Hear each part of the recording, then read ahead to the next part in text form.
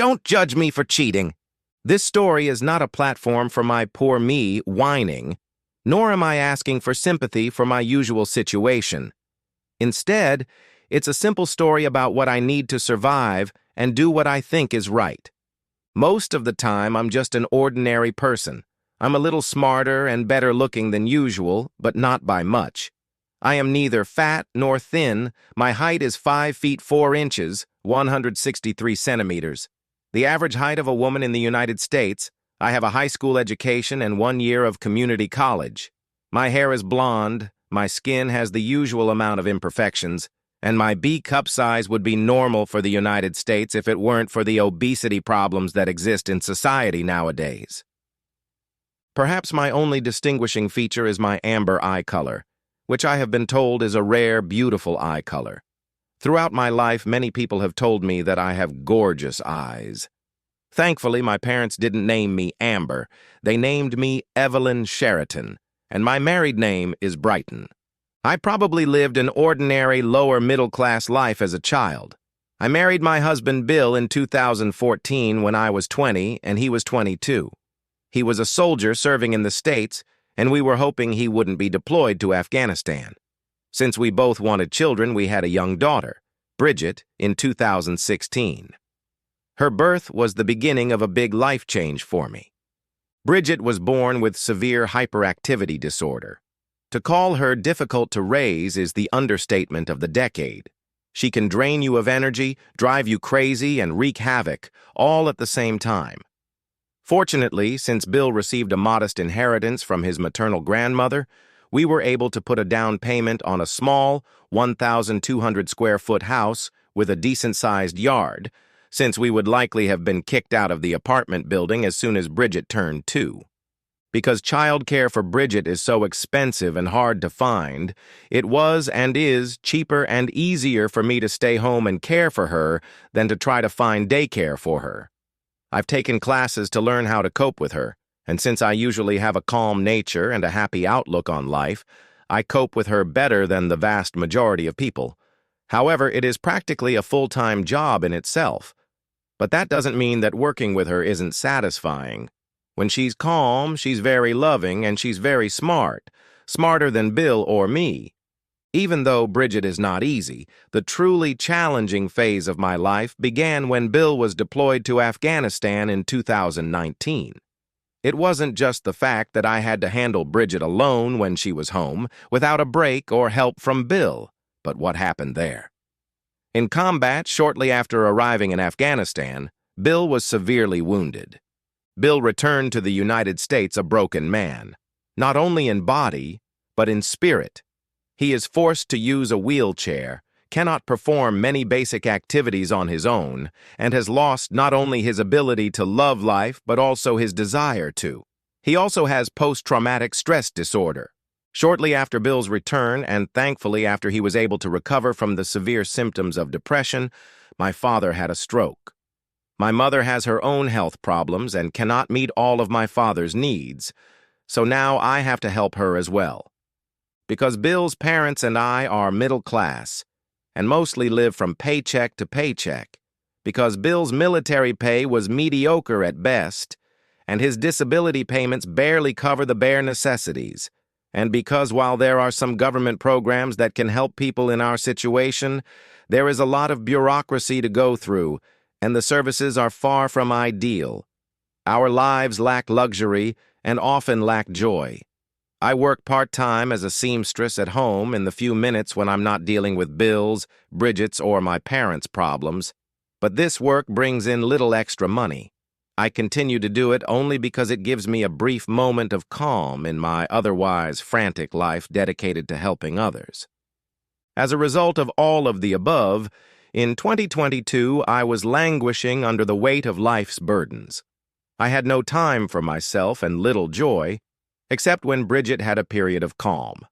I had emotional fulfillment because I felt, and was told by those in the know, that I was doing a good job caring for a hyperactive child, a husband with severe physical and emotional disabilities, and parents with no economic protection.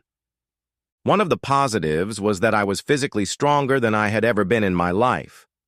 I didn't need to go to the gym to get strong because caring for the people I served and our small home required considerable physical strength. I didn't notice this until a few people at the Veterans Hospital and other facilities where I often brought Bill, teachers at the specialty school where I took Bridget for a few hours each day, and even my parents' neighbors said, "Wow, Evelyn, you've gotten very fit." Despite my usually happy demeanor, in mid-2022, the stress of everything going on in my life started to take a big toll on me. Then something happened that set me on a different path. I was at the local branch of a national grocery store chain, using my EBT public assistance funds to buy groceries for the week in the short time I had, before I had to pick up Bridget from her specialty school and Bill from the Veterans Hospital, when there was a noise just as I was leaving the store. I heard a loud noise, and then I saw a guy running toward me with a gun in one hand and in the other holding a cloth bag like you sometimes see in banks. I should have realized that he was just trying to get out through the main exit that was behind me rather than running at me, but I panicked and thought that for some reason he was coming after me. Instinct told me to push the grocery cart at him to ward him off, which I did, with all my might. Apparently, I was stronger than I thought, because the impact of the cart hitting his legs as he ran past sent him flying into the air. It looked almost like it was in slow motion.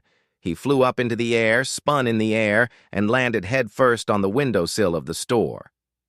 Maybe it's because when I occasionally get to watch TV, I tune into police shows. With the perp groaning on the tiled floor and his gun lying only a foot away, I shoved him off a good 15 feet away. As he started to rise, I grabbed a can of tomato sauce from my overturned cart and hit him over the head, knocking him out. Chaos ensued. Many people scattered, some employees came running in, some kind of noise device howled in the store, and within seconds, distant sirens were heard outside the store. Police and paramedics arrived quickly, and they, along with store employees, began to sort out the chaos. My cart had overturned, groceries were strewn about, many of them had become unusable, and I knew there was no way to pay to replace them.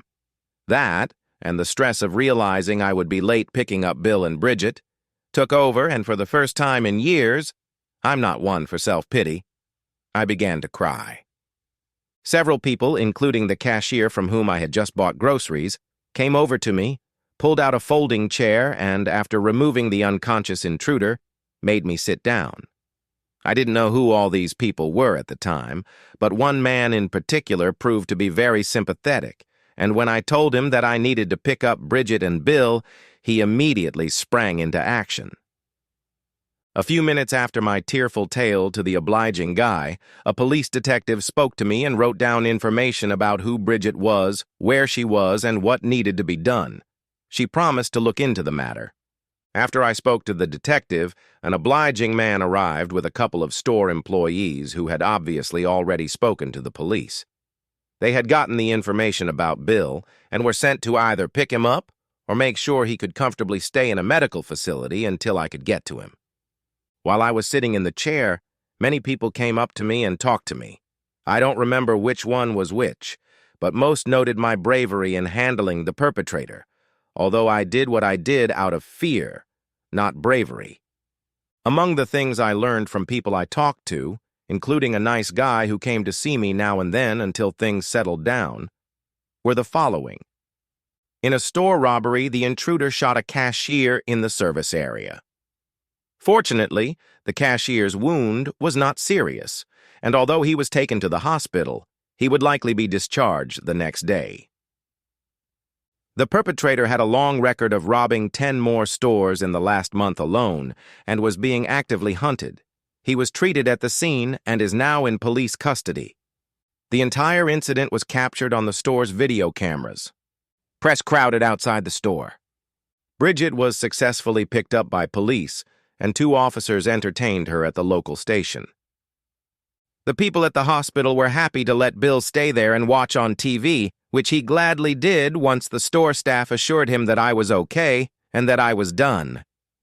Finally, I didn't know how long I had been waiting, but I found out it was over 2 hours.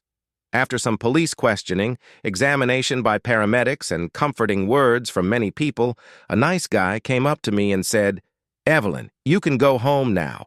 We've replaced all your groceries and added a few extras, and me and a few of my staff will help you get to your van and avoid the press. Unless, of course, you want to talk to them."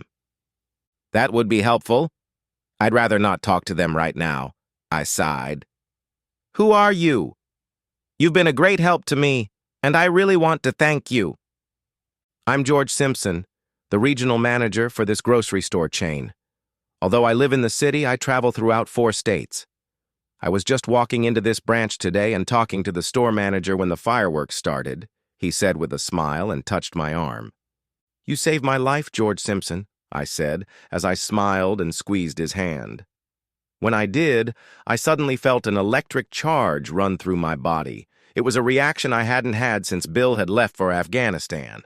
George smiled back, and I suddenly realized that he was a young, very handsome man. George and 2 store employees wheeled 2 carts full of groceries up to my wheelchair-accessible van.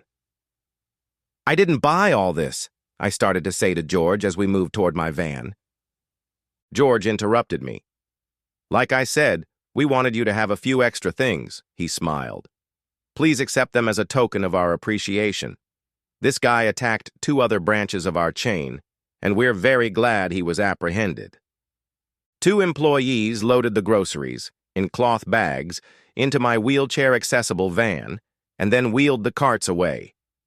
As I was about to get into the driver's seat and thank George again, he said, "By the way, the police will send Bridget to your home when you arrive, and my staff will send your husband there as well." "Thank you very much again," I started to say when George interrupted me. "No, thank you again, Evelyn. By the way, I would love to take you to lunch to thank you and also to apply for a reward on your behalf for the capture of Dexter Gaines." Dexter was apparently the criminal I helped catch. "That's so sweet, but it's hard for me to get away from my responsibilities to take care of my family." I blanched. No one had asked me to lunch in years, and I wanted to go, but I didn't see how. "Isn't there someplace Bridget could stay if you pay and also while Bill is in the hospital?" he asked. "Yes, but I can't afford to pay for extra care for her. The payment would be part of my company's gratitude. What's a good day?" "Well, Wednesday is probably the only day," I began thoughtfully. "Next Wednesday, then. How about I pick you up at noon at your house?" "Okay," I said after a pause, while my stomach rumbled, my breathing quickened, sweat broke out on my forehead, and a simultaneous tingling sensation appeared in my nether regions. "Great," George said as he opened the van door for me, closing it as I climbed in, handed me his business card, and said, "Give me a call if you have any questions, otherwise see you later." I drove home in a daze, but made it home without getting into an accident. When I got home, there was a police car in front of my house. Several neighbors were looking at me. The van from the grocery store was there. Bill and Bridget were standing in front of the house. Bill was talking to the store employees and the policeman with a big smile on his face, and Bridget was playing hopscotch with the policewoman. Apparently, the store employees were aware of George because as soon as I pulled into our driveway, they immediately went into my van and brought all the groceries into the house, putting all the perishables in our nearly empty refrigerator. Bridget and Bill gave me a big hug. The police officers shook my hand. The neighbors, not always friendly but never mean, smiled broadly and patted me on the back, and generally everyone was in a good mood. After about 10 minutes, the store employees left, followed by the police officers, both of whom gave Bridget a big hug, and the policewoman gave her a police cap and badge, not a real one, but similar. As the policewoman was leaving, she gave me a hug as well. "Your little girl is just wonderful, but what a difficult one she is. How do you take care of her and your husband in a wheelchair who has almost no arms?" She was obviously watching Bill closely. "You do what you have to do," I smiled at her. "Thank you for taking such good care of Bridget." "My pleasure," she said, and left. After we got inside and I distracted Bridget and Bill got comfortable, I looked at the groceries I had been given. More than half were foods we could never afford and hadn't eaten in years. Bill insisted we watch TV while we ate the sumptuous dinner I had prepared. The commotion at the grocery store was all over the news. Bridget was as attentive as I had ever seen when Bill told her I was at the store. There were even 2 candid shots that I didn't know about, and a reporter on one channel, we switched channels hoping to see reports on all of them, mentioned my name. I don't know how she recognized it. "Mommy, Mommy, you're on TV!" Bridget shouted excitedly. Things got even weirder when we watched the 10 o'clock news. One of the TV stations had gotten a copy of a video of me ramming Gaines with a shopping cart and then knocking him out with a can of tomato sauce. Bill was laughing harder than he ever had since his injury, and Brigitte was jumping up and down but quite controlled. Whether I liked it or not, I got my 15 minutes of fame. Over the next week or so, I was a little more distracted than usual. I couldn't help but reminisce about what had happened at the grocery store.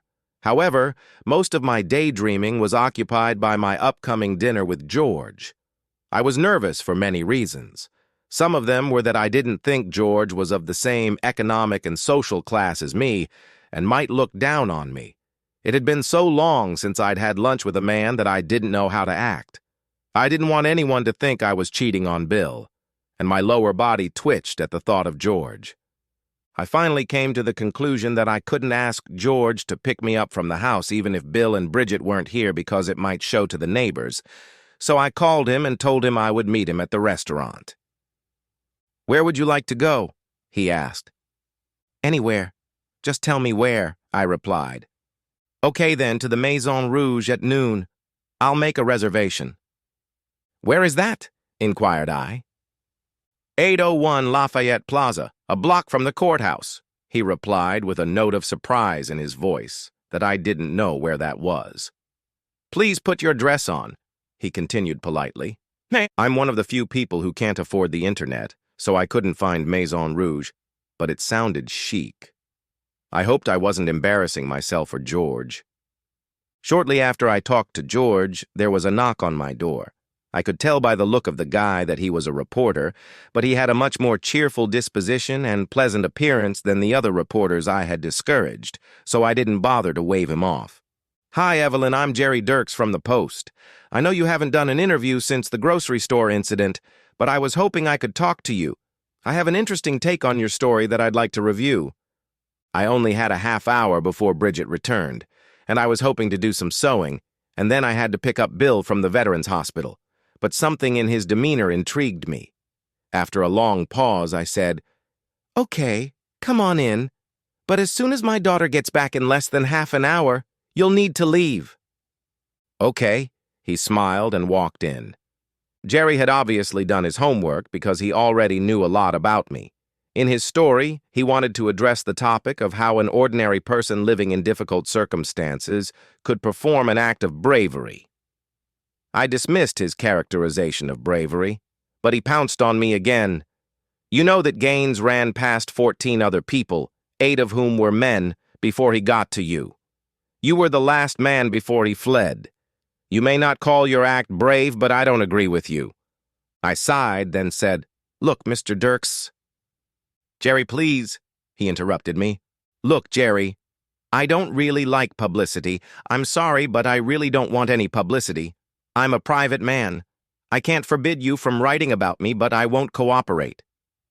How about if my story, or a chapter in a book I'm writing, is anonymous? I could continue the same theme without naming you specifically, Evelyn." "Maybe," I sighed, thinking for a moment. "Look, I know you don't have much time right now, but maybe I can take you to lunch sometime, and then we can talk." I was shocked. Having not had any introductions in years, in the same week, 2 good-looking guys, Jerry was almost as handsome as George and younger than me, wanted to ask me to lunch. I didn't see anything sexual in it, although maybe I did, judging by the twitches I felt in my body. But the companionship was something I realized after talking to George that I was sorely lacking. I told Jerry the same story that George had told me, and he made the same suggestion. so I agreed to meet with him on Wednesday of the following week. As Jerry was leaving, just as Bridget was returning from her only regular weekly play date with two other hyperactive kids whose parents and I changed hosts once a week, Jerry said something I wished I hadn't. "By the way, did you know you have unique eyes?" Although he used the word unique, his body language suggested that what he really meant was beautiful, which was awkward and made me twitch even harder. He didn't wait for an answer, turned and walked away, somehow getting Bridget to give him a high five as he left. On Wednesday, I took Bill to the Veterans Hospital for his weekly checkup and therapy session, and Bridget to her specialized school. I made sure the school knew I would be picking her up late and paying exorbitant, for me, late fees. I was nervous about driving to Maison Rouge. The only parking lot I could find was expensive, but I had no choice. When I walked into the restaurant, I was even more nervous. It was as upscale as any place I'd seen on TV, and 10 times more upscale than anything I'd seen in real life. Even though I was wearing my best dress, it looked shabby in this setting.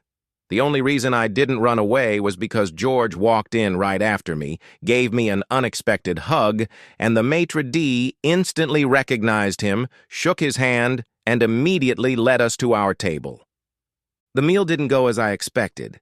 When I looked at the menu and saw the prices, I involuntarily shuddered. The average meal cost as much as I spend on groceries for the three of us for a week. Seeing my reaction, George carefully took the menu from me, grinning. "They shouldn't have given you a menu with prices," and then called the maitre d' over. "Wrong menu, Andre," he said with a smile as he held out the menu to Andre. Andre was so apologetic I thought he might shoot himself, but thankfully that didn't happen. He quickly returned with a menu that looked exactly the same, but without the prices. "Just ignore what you've seen before," George grinned. As I stared at the menu in confusion, most of the dishes I'd never heard of before, George asked, "Would you mind if I ordered for you?" I sighed. "No, please do. I don't know what it is, but something simpler." I was surprised at how freely our conversation flowed. Part of the reason was that George had obviously already learned everything about me.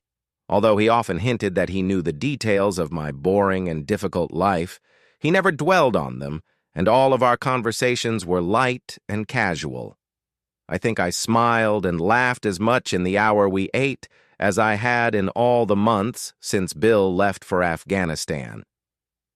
I have no idea what I ate, George told me, but I don't remember what he said. It was in French, but it was delicious. An hour later, George asked, "How about a walk in Sherman Park?" I was feeling good, so I agreed. He must have been a regular because he never got a bill. And as we were leaving, he said to Andre in a low voice that I probably wasn't supposed to hear, "Add 35% on the tip." I had never heard of a 35% tip before.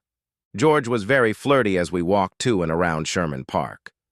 Despite his outward cheerfulness, I began to feel internally conflicted. I was sexually attracted to him, and I felt guilty about it. But at the same time, it intrigued me, because after Bill's injury, I rarely had sexual feelings.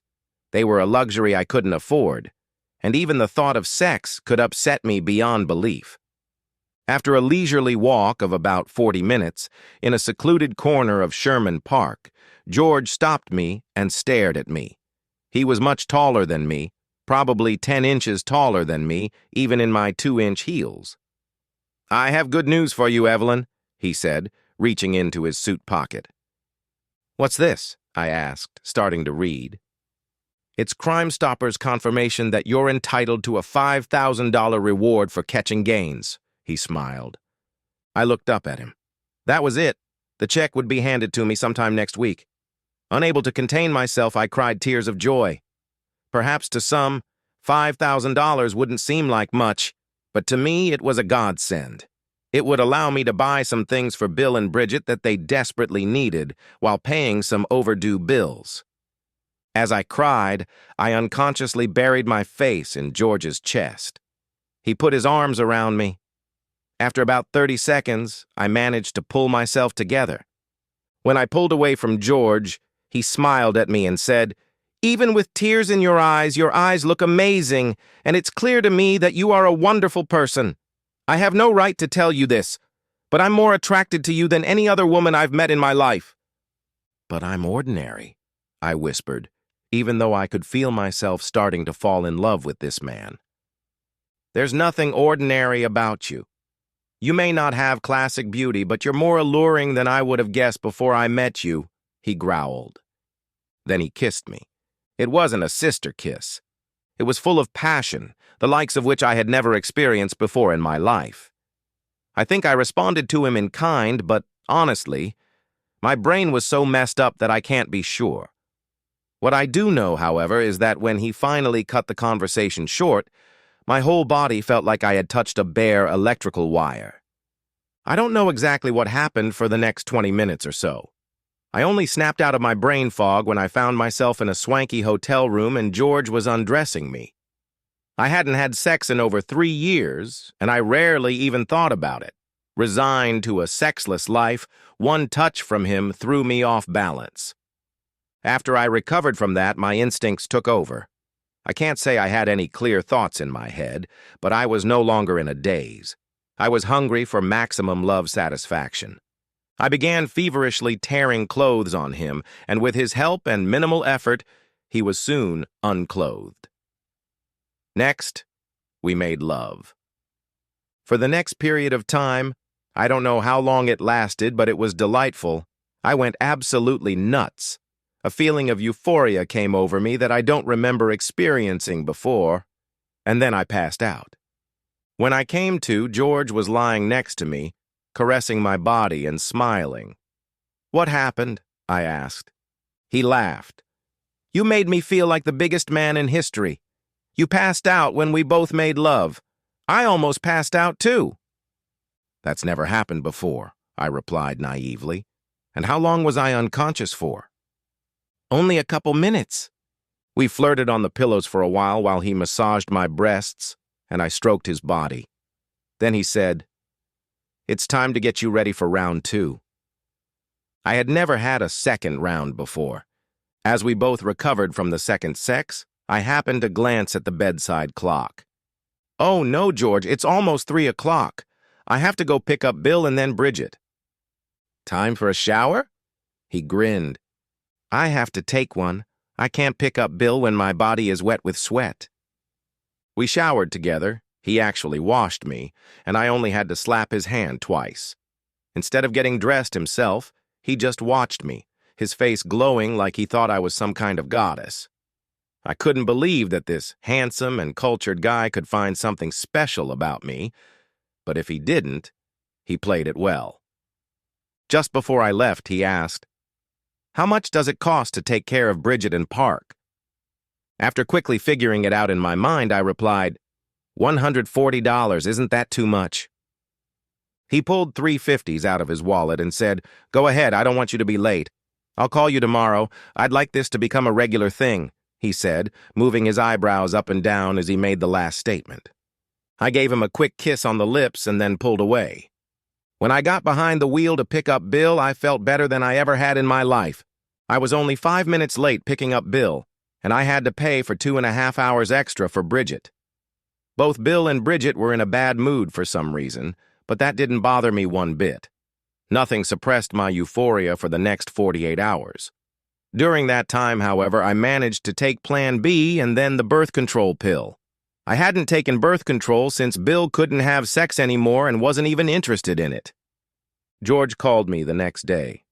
I only had a 5-minute break from taking care of Bill and Bridget to chat, so after a few pleasantries, I got right down to business, more brazen than I'd ever been in my entire life. "George, would you mind if a week from today, Wednesday, we just met up and didn't go out to lunch?" "What do you mean?" he asked in a serious tone, but then burst into laughter. "You've given me the best time of my life, and if you don't want to eat beforehand, I'm ready," he laughed. "My company has an apartment just 3.25 miles from your house. I checked on the computer. Can you meet me there a week from today, Wednesday, around noon?" "Just give me the address," I said, writing it down, then committing it to memory and disposing of the piece of paper it was written on. On Tuesday of the following week, I took Bridget and Bill with me to the presentation of a check for $5,000 from the Crime Stoppers organization. The organization made sure that someone was watching Bridget during the event, but she was surprisingly calm. She looked happy, and for half an hour you would never have known she was severely hyperactive. The van ride home, however, was something else. Ha ha. George and Jerry attended, and a photographer from Jerry's newspaper took pictures that were published in the paper the next day. The next day I met Jerry for lunch. I did not expect it to turn out the way it did when I had lunch with George. However, since he asked me to meet him at his apartment and asked me to bring sandwiches, I figured it was possible. As with George, I couldn't understand what a year younger than me, good-looking guy like Jerry might find in me, but I was open to the possibilities. While we ate salads and sandwiches, Jerry interviewed me by turning on a tape recorder. About 15 minutes after we had finished eating, and he realized that some of the questions had upset him, like, "Why didn't you ever divorce Bill and let the state and federal governments take over his care?" He turned off the tape recorder. "I'm sorry, I didn't mean to upset you, Evelyn," he said. Then he put his hand on mine. "How long has it been since anyone has shown you any real affection?" he asked. I just stared at him without answering. Unless you counted seeing George last week and a few hugs with Bridget when she was in a quiet mood, of course the answer was 0.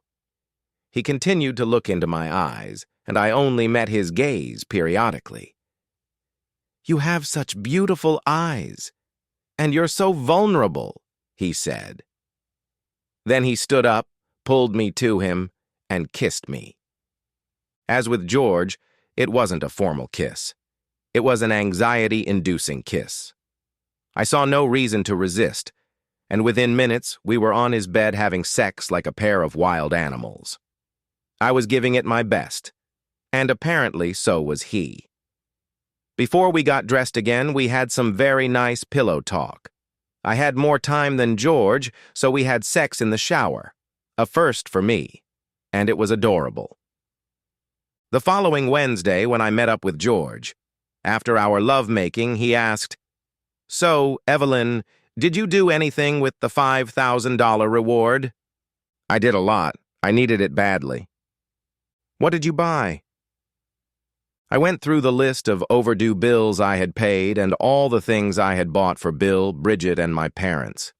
When I was done, he asked, "What did you buy for yourself?" "Nothing. The others needed things more than I did," I replied, breaking eye contact with him. He sighed. "You're incredible. As much as I would love a second round of lovemaking, let me take you shopping right now and buy you a beautiful dress and some jewelry. You're a size 4? "It's been so long since I've bought a dress I'm not sure," I grinned, "but probably a size 4. I can't accept any jewelry, though. I don't need them, and I won't be able to explain that to my family. Besides, instead of a dress, I want—" I left the phrase out as I sank down on the bed. After the shower, as we were getting dressed together, George looked seriously into my eyes, put his arm around my shoulders, and said, "You make me feel like the most desirable woman in the world, not a boring simpleton." I wondered where that last phrase came from, because if any woman thinks this guy is boring, there's something wrong with her. Then he continued, "You have no idea how much you've enriched my life." "You're the one who has enriched mine," I mumbled back, looking into his cobalt blue eyes. "For a few hours once a week, I now have a beautiful life, as fulfilling as any woman could wish for." After he gave me the money for parking and Bridget's tardiness, we kissed. I left first. He left 5 minutes later. Once again, after meeting George, nothing could embarrass me anymore. Over the next 2 days, Bridget was particularly rowdy. Bill fell out of his wheelchair twice, and my father had another accident, and I had to take him to the hospital. And yet, I was perfectly calm. By Saturday, things had settled down in the house when I received a large package from Amazon. The card said it was a gift from the Crime Stoppers organization, but when I saw what was in it, I knew better. 2 size 4 dresses that were regular casual clothes, but very fun and pretty. A pair of high-heeled shoes in size 8, definitely my size, and 2 other items that I wouldn't open under Bill and Bridget's gaze. I modeled the dresses and heels for Bill and Bridget. The other 2 items I revealed in private were lingerie, which made me laugh. I wore the underwear, one of the dresses, and the heels the next time I met George. What I described above happened in 2022. Since then, up until the time I'm writing this in 2024, I've met either George or Jerry on Wednesday almost every week. The sex, especially with George but also with Jerry, is fantastic, and it only gets better with time, and is never boring. Jerry is single and wants me to divorce Bill and marry him, but that will never happen. I will take care of Bill until one of us dies. Jerry wrote a book that has a chapter about me, without calling me by name, but anyone who knows me would probably guess. And his book reached number 9 on the New York Times bestseller list in the non-fiction category. I believe George is married, but we never talk about his personal life. As far as I can tell, as I said, we never talk about it. He and his wife don't have a very good relationship, but his eyes light up like a Christmas tree whenever he sees me. I happen to know that George, my age, is not only the regional manager of the national grocery store chain he works for, but his family is the largest shareholder in the company, his father is the CEO, and his older sister is the secretary of the board of directors. Both George and Jerry want to do things other than sex with me, but I have no desire to appear in public with them. The last thing I want is for Bill to get hurt. Since the incident at the grocery store, my life has improved dramatically, as has my mood. With something as enjoyable as having sex 2 or 3 hours a week with someone who really cares about me, I can almost easily handle taking care of Bill, Bridget, and my parents without having any disposable income. George would give me money if I needed it, but I've never asked him for it, and I hope I never have to. So I have been cheating on my husband for over 2 years now and intend to do so as long as I can. However, don't judge me. If you were living my life, you too would be looking for happiness any way you could get it 2 or 3 hours a week. The end! Subscribe to my channel. Thank you.